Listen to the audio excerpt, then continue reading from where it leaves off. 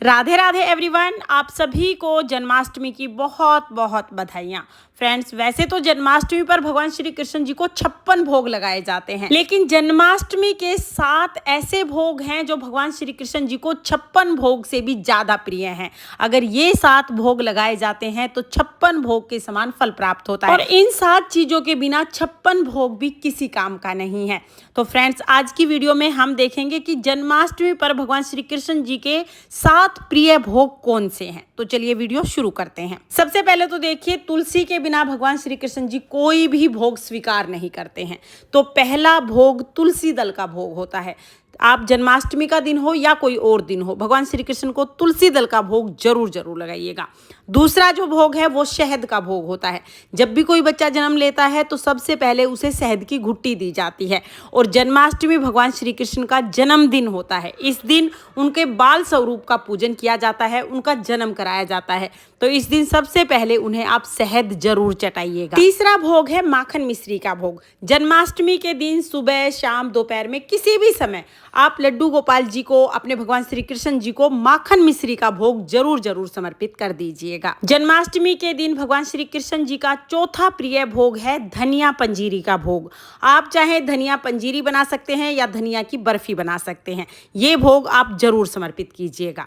5वें नंबर पर भोग आता है मेवे का भोग, और मेवे में भी भगवान श्री कृष्ण जी को किशमिश अति प्रिय है। तो आप मेवे का भोग या किशमिश का भोग भगवान श्री कृष्ण जी को जन्माष्टमी पर जरूर चढ़ाएं। 6ठे नंबर पर आता है मावे से यानी खोए से बने हुए पेड़े या लड्डू का भोग। अगर लड्डू या पेड़े नहीं है तो खोए से बनी हुई कोई भी मिठाई आप भोग के रूप में चढ़ा सकते हैं। इसके साथ ही 7वां भोग है खीरे का भोग। जन्माष्टमी की पूजा में खीरे का बहुत ज्यादा महत्व है। अगर आप लड्डू गोपाल जी का, भगवान श्री कृष्ण जी का खीरे से जन्म कराते हैं तो उस खीरे का तो भोग आपको चढ़ाना ही है। लेकिन अगर आप जन्म नहीं भी कराते हैं, सरल विधि से पूजा करते हैं, तो भी आप जन्माष्टमी के दिन भगवान श्री कृष्ण जी को, लड्डू गोपाल जी को खीरे का भोग जरूर जरूर समर्पित कीजिएगा। तो खीरे का भोग हम जरूर समर्पित कर देंगे।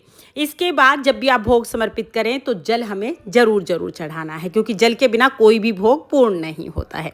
तो फ्रेंड्स, ये वो 7 भोग हैं जो जन्माष्टमी के दिन हम भगवान श्री कृष्ण जी को जरूर समर्पित करते हैं। ये 7 भोग 56 भोग के बराबर हैं, क्योंकि ये 7 भोग भगवान श्री कृष्ण जी को अति प्रिय हैं। अगर आप जन्माष्टमी पर भगवान श्री कृष्ण जी को 56 भोग लगाते हैं तो भी ये ध्यान रखिए कि ये 7 चीजें उसमें जरूर होनी चाहिए, क्योंकि ये 7 चीजें जन्माष्टमी पर भगवान श्री कृष्ण जी को सबसे ज्यादा प्रिय होती हैं। और आपको तो पता ही है कि जब अपनी प्रिय चीजें भोग के लिए मिलती हैं तो दिल खुश हो जाता है। तो भगवान श्री कृष्ण जी को जन्माष्टमी पर खुश करने के लिए आप इन 7 चीजों का भोग जरूर जरूर लगाएं।